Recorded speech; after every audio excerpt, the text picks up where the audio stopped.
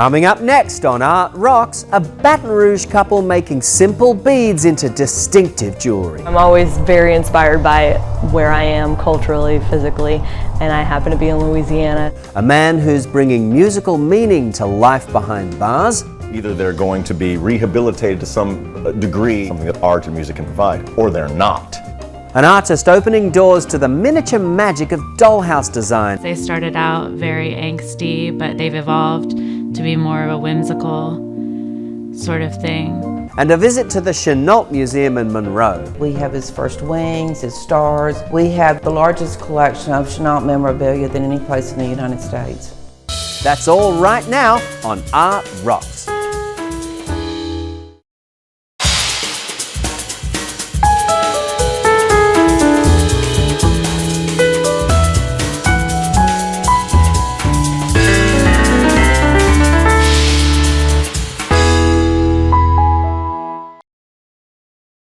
Art Rocks is made possible by the Foundation for Excellence in Louisiana Public Broadcasting and by viewers like you. Hello, and thank you for joining us for Art Rocks with me, James Fox Smith of Country Roads Magazine. Let's start in the studio of the Baton Rouge woman behind a thriving jewelry business. For Madeline Ellis, sales have gotten so good, her husband Dawson has come on board as partner too. Meet Madeline and Dawson Ellis, the owners of Mimosa, a jewelry-making business in Baton Rouge, Louisiana. Both of them got degrees at LSU in landscape architecture. While they pursued their careers in design, Madeline took up the hobby of creating her own jewelry. Many of her designs came from her work environment. To my core, I'm always very inspired by where I am culturally, physically, and I happen to be in Louisiana. Have the Monstera leaf. Here it's more of an interior plant. It can be outside in New Orleans, but it's part of the philodendron family, so I'm always very inspired by plants. I have a river cuff. That's what I call the river cuff. Harold Fisk made these maps in the 1940s. The Mississippi River, as it came down, all the different routes that it took and the different sediment. They're beautiful maps, and all the different routes are different colors, so I took and carved a piece that kind of represented that. The more jewelry Madeline created, the more she saw that people liked her work, so she completely gave up landscape architecture and devoted her time fully to jewelry. The artist soon discovered that her background in design was helpful in her new career. The way I attack a new piece of jewelry is very similar to the way I would have attacked a master plan or any kind of design in landscape, looking at all the different layers of it. So when I communicate on a custom piece with a customer, it's almost exactly, and it's kind of crazy, how I would do a consultation for a landscape design. I want to get to know your story. I want to know what is driving you to get me to design something for you. Same thing I would have done to create a space specifically for them. As the demand for her jewelry increased, Madeline had trouble keeping up. That's when her husband decided it was time to join her full-time. Coming from her hobby maybe 2 years ago, which was a profitable hobby, to me selling my business last year to joining her about 3/4 of a year, we've probably doubled sales since then. Now our goal is to just keep expanding and make it as big as we can. A quick survey of Mimosa's inventory reveals the Ellises are now making bracelets, bangles, necklaces, earrings, cufflinks, and more. Just what goes into making a piece of jewelry? Madeline describes the process of coming up with this Be Happy pendant. There's quite a bit of drawing and quite a few renditions before I finally hone in on the final piece that I'm going to be carving. Madeline then chisels her design into wax. It's a really plastic kind of wax, so you have to carve it with like a Dremel tool type thing or X-Acto knife. There are different tools to use for it, but it's very hard. It's Dawson's job to convert the wax carving into metal. We will make a silicone mold of it, so making a mold to where you feed metal like veins, they call them sprues. That's what feeds the molten metal into the cuff. So to set that up into a mold would be the next process, and then once we do that, then we can recreate as many as we want. Even after the metal jewels are cast, there is still more work.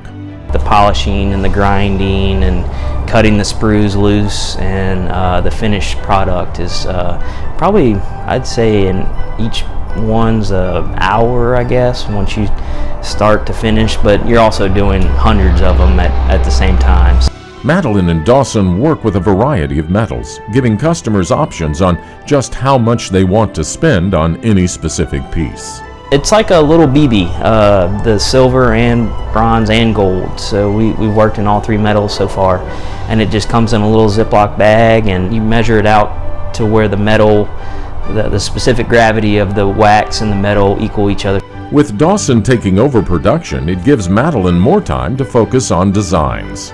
I love highlighting things that people don't necessarily see as unique to Louisiana. I work with Cane River Pecan Company. The owner sifted through thousands of pecans to find the perfect pecan for me to take a mold of, and we took an actual mold of that pecan and created some jewelry from that.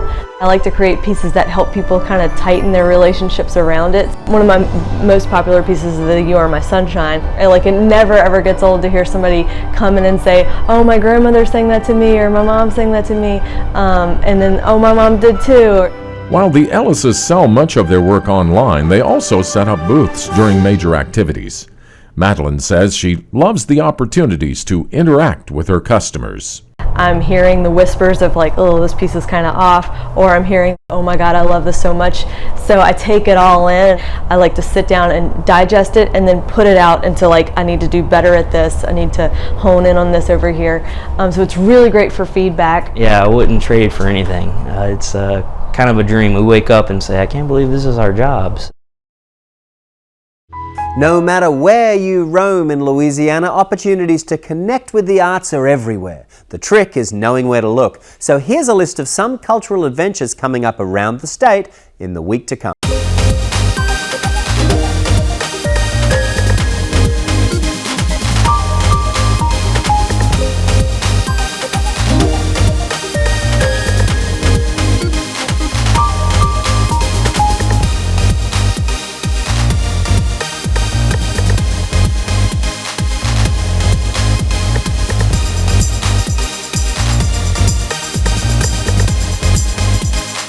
To learn more about these and other events in Louisiana, visit lpb.org/artrocks or pick up a free copy of Country Roads magazine.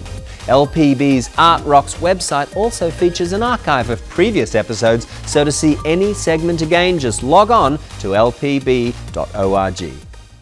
Going now to Los Angeles, California, where Wayne Kramer, former prison inmate and guitarist for punk band MC5, is the driving force behind the non-profit organization Jail Guitar Doors USA. Named for a 1978 song by UK band The Clash, Jail Guitar Doors supplies musical instruments and opportunities for expression to inmates serving time in California and beyond. Based on his own experiences, Kramer says that he is convinced that music can help inmates pick up the pieces of their broken lives.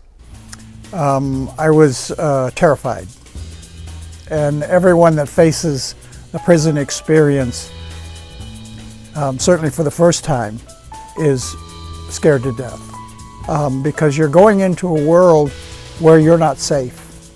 Now, all those fences and all those big tough looking prison guards and those concrete walls, they're not there to keep you safe.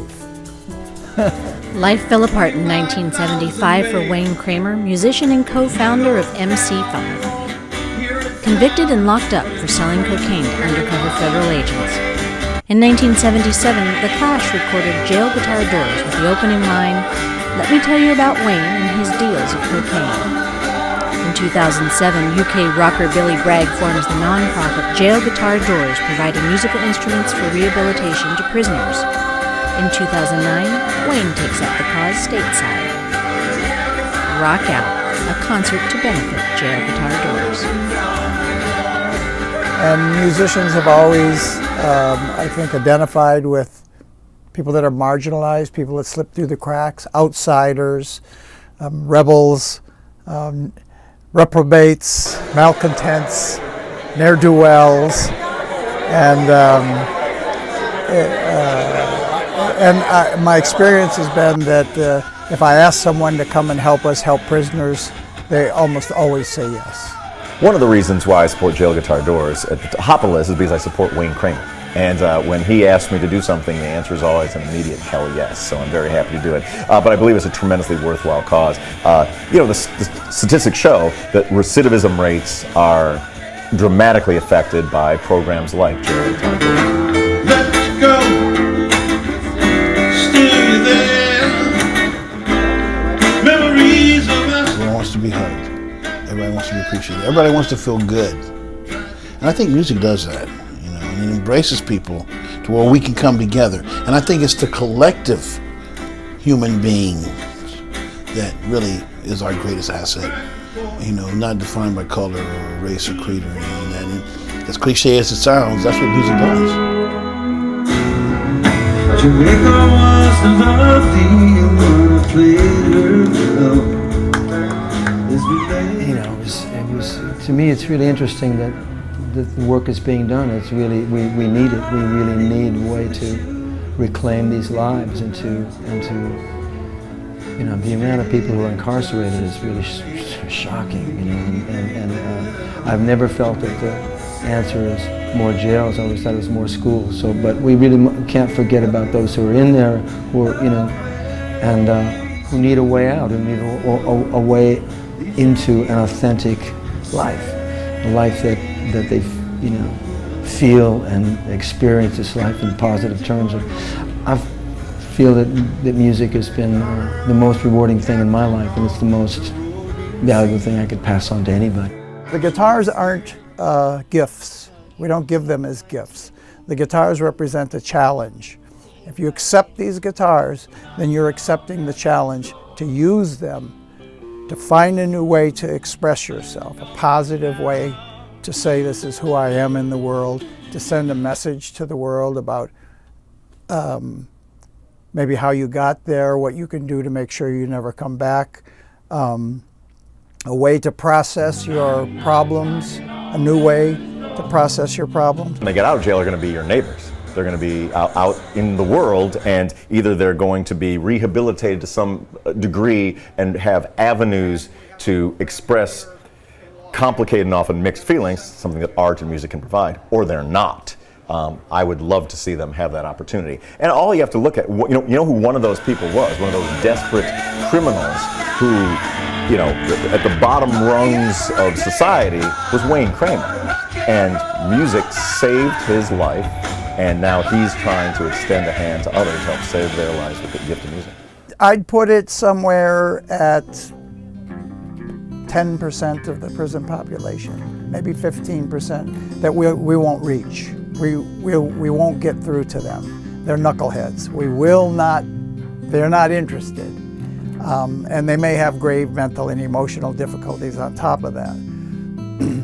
But that leaves 85% of the 2.3 million people that, if given the tools, would change for the better, that don't want to be in prison, that want to come home, that want to participate in life. If we don't help them change for the better while they're in custody, they will most certainly change for the worse. I really admire what Wayne and Billy Bragg have started here, and I would do it any time they invited me.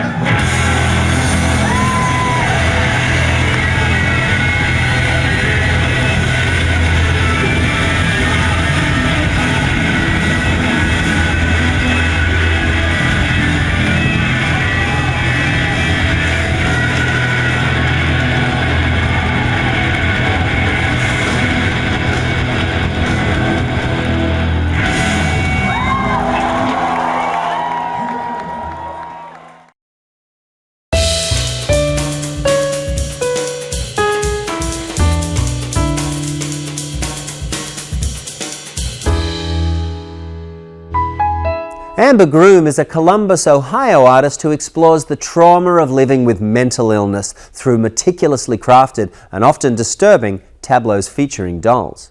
Groom shares with us what's going on in her head and between her hands during the process of creation.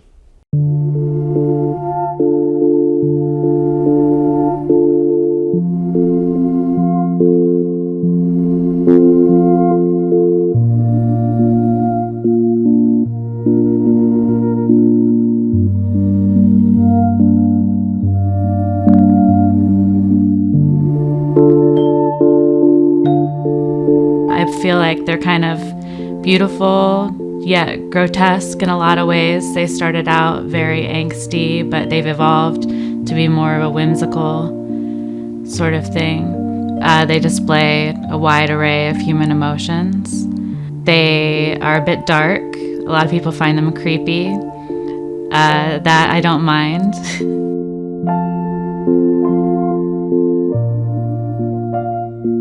I started very young drawing. I've always been inclined to artistic endeavors. My mom always encouraged it. It was a voice for me. I found that I identified through other people's artwork. I could really find my voice in other people's artwork, and I feel like that is a sacred communication with an artist and a viewer.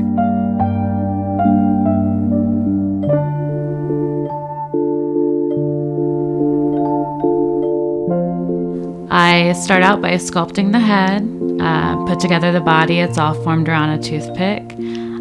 They're meticulously sculpted. Then I put them in the oven and fire them.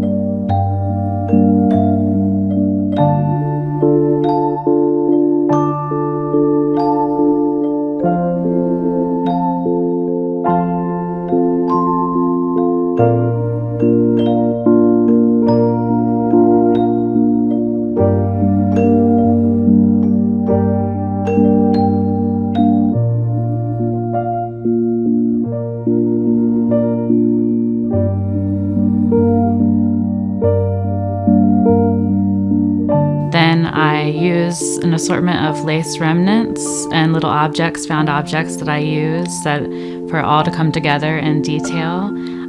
They're painted, the hair is applied, I construct the outfits.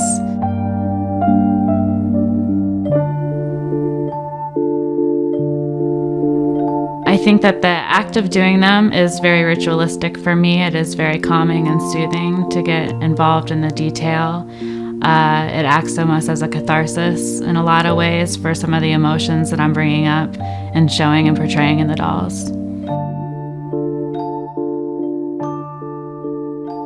I decide what goes into a piece by my found objects and assortments of collections, little musings that are inspiring to me. I scoured thrift stores, flea markets, antique shops. A lot of people even donate little objects to me that they think that I'll like.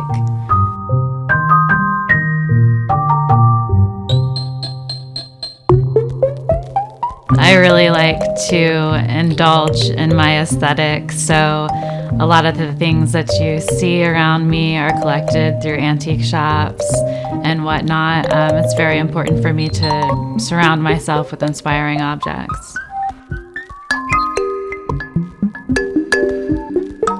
I'm represented by the Lindsay Gallery. It's a wonderful gallery. They represent folk art and outsider art. It's my home base. I feel very comfortable there. I enjoy the other artists that are shown there. Duff Lindsay is an incredible representative for my work.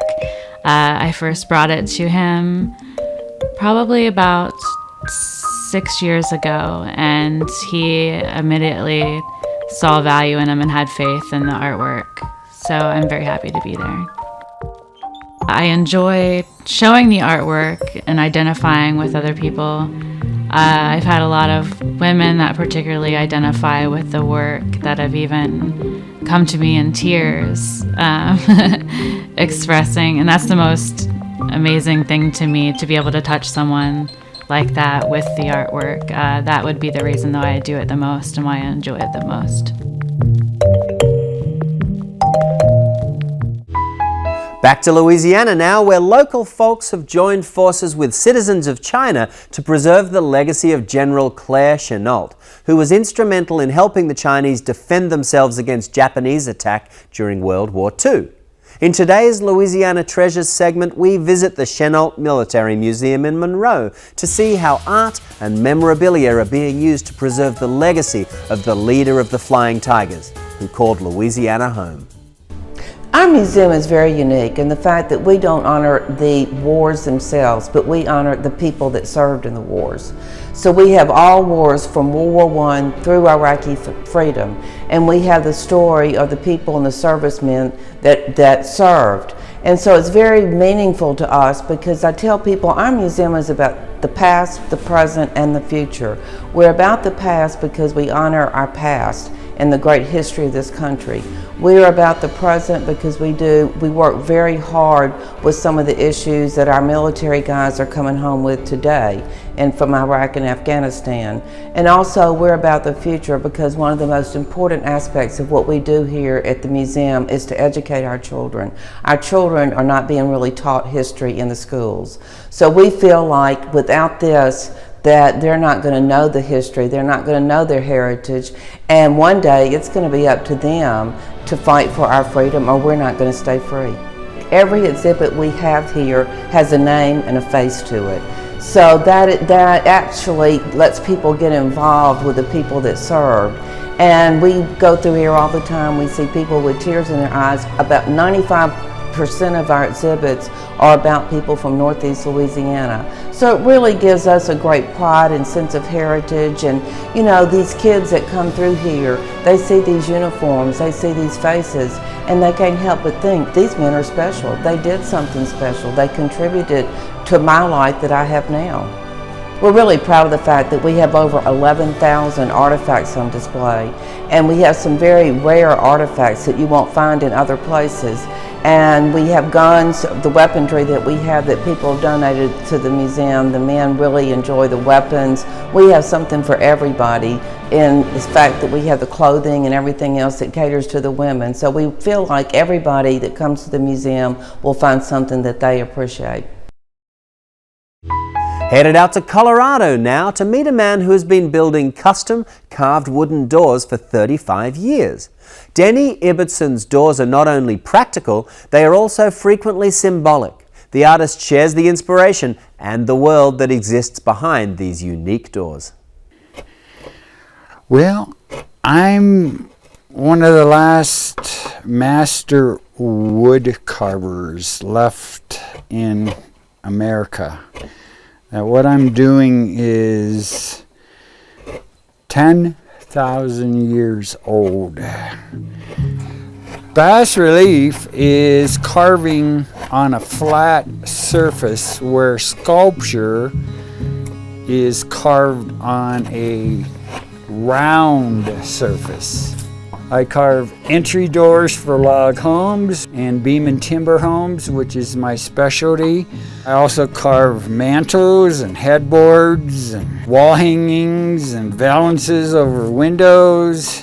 I carve North American mammals and wildlife scenes, and also I carve Southwest Indian doors, and I show the beauty in nature. I have this connectedness to a source, that the source moves my arms and I just go with it. I suffered a very severe traumatic brain injury. I died in Flight for Life. It took me 6 months to learn to talk, and 8 months to laugh. I find my inspiration waking up in the morning and being alive. I'm carving shamans, I'm carving Mayan angels. I'm in a supernatural realm, and I believe dying has given me a vision that has no limits. This is my creative genius, but I'm self-taught. I don't know what it's going to look like until it's done, because my work takes hundreds and hundreds and hundreds of hours, and you need patience to do something as magnificent as what I do. This is my newest carving. It took all last summer, 3 months. He's a Mayan child angel with animals of the rainforest. Her eyes, all the eyes are inlaid turquoise. This is stained glass. So all my furniture I built, and everything is carved. My home is a wood carving museum. My greatest compliment of a friend, my home is a visual orgasm. That works for me. My greatest joy in the world, someone comes up and they touch it. Because there's a magic, there's a feeling of hand carved. It's all hand carved. And no machine can produce that. Only this and this and this. I believe every artist has a duty to be outspoken and be a rebel. The hardest thing to carve is action. So anytime I can incorporate action, it's spectacular. My clients know that I'm a unique individual and they know I love what I do. So therefore they know whatever they're going to get is one of a kind, the only one on the planet that I never carved the same carving twice. How boring would that be? I'm not boring. That's going to do it for this edition of Art Rocks, but remember you can always watch episodes of the show at lpb.org/artrocks. And for even more coverage of our state's unique arts and culture, Country Roads magazine is a great source for finding out what's going on all across Louisiana. Until next week, I'm James Fox Smith, and thanks for watching.